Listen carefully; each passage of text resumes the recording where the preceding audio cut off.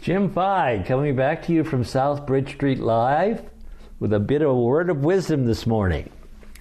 And notice a beautiful red leaf I have on the screen up there. I'm going to talk about leaves today, especially a special leaf, and a special story around a special leaf. This reminds me. My story reminds me of something that J.K. Rowling wrote. She's written a lot of things. I read her a lot and like some of her words of wisdom, if you would. It says, J.K. Rowling says, it's our choice that show what we truly are. Our choices. It's our choices that show what we truly are, not our abilities. In other words, it's what we do, not what we're capable of doing, that really tells the world who we are. J.K. Rowling, she put it well.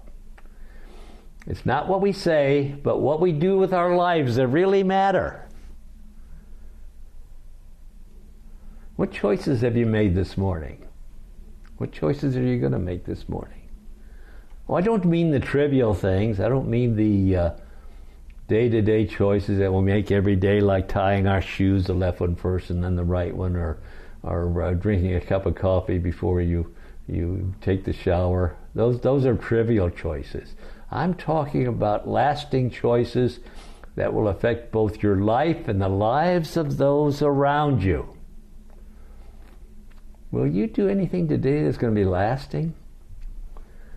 Will you do anything today that will have some value? Will you do anything today that will touch someone else's life? Well, I know what you're thinking right now. You say, I'm never going to do anything that has the slightest chance of affecting someone else, let alone affecting the world. Oh, but you may.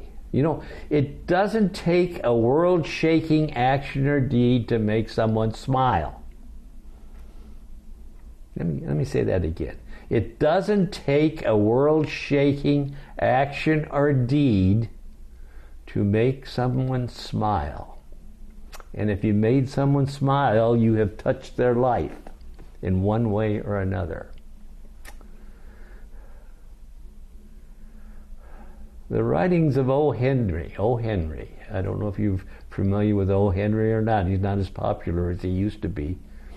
But his writings are very much an example of this type of thinking. It's fiction, yes, but very true to life and very plausible. I'm gonna dwell on one of my favorites from him. It's called The Last Leaf. The Last Leaf. I don't know if you remember the story or not.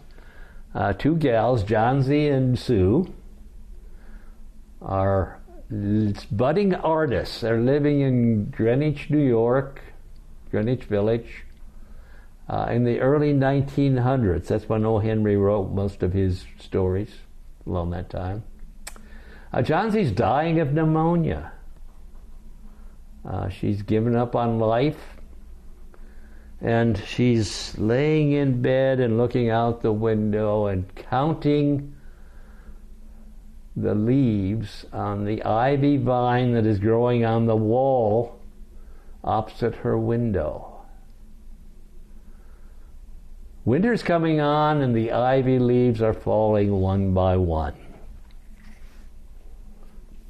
And Johnsy feels sure that when that last leaf falls, she is going to die. It's inevitable in her mind. And the doctor agrees that since she has lost her will to live, she probably will die. It's not a nice way to live, I guess. But okay, there's another person in our story, Berman. Berman is a failing artist. He's a failure, really, as an artist. He's been dreaming of painting that one masterpiece for over 40 years now, that one that's going to make him rich and well-known. Berman has ended up an alcoholic living in a small hovel in the basement of Johnsy's and Sue's apartment building. They're friends, But just because they're both artists, or all artists, they communicate with one another. Okay, winter is coming quickly now. And the winter storms are beating that ivy vine on the brick wall outside Johnny's window back and forth, really tossing and turning it now. And there's only 3 or 4 leaves left. And gee, this latest storm is raging more fiercely than ever. December's coming. Now Sue is worried that when the morning light comes, Johnsy will find all of the leaves gone. Johnsy's very low right now. If the light comes on and the leaves are gone, that will probably be the end for her. Sun doesn't come out. It continues to storm and rain, but the light does come through filtering through the clouds, and lo, as you look out the window, only 1 leaf remains on the vine. All the green is gone now. It's a rich autumn color, just like you see on the screen here. But that seems to say that sure the end is very near. Okay, the storm rages on yet another night. But in the morning, the leaf is still there. And Johnsy's now feeling a little bit of hope. If that last leaf can hold on through a storm like this, she's saying to herself, why can't I? And with this hope and a pot of chicken soup, she starts feeling better. Her color's coming back. Her face is looking normal again. Her spirits are high.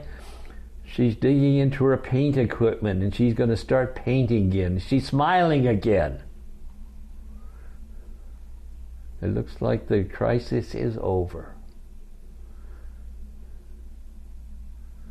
Okay, it was late afternoon when they found Berman.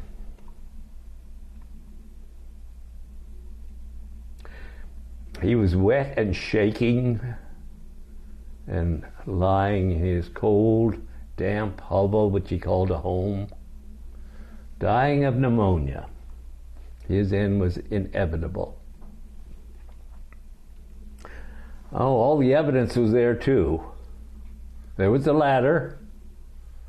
There were the tubes of paints. There was the pile of soaking wet clothing that he wore while he was out in the storm. Yes, Berman had finally painted his masterpiece. It was a single ivy leaf on a wet brick wall, clinging tightly to a vine, one that no storm or other thing could blow away. It could weather any storm, no matter how fierce, because it was painted well. Berman's masterpiece.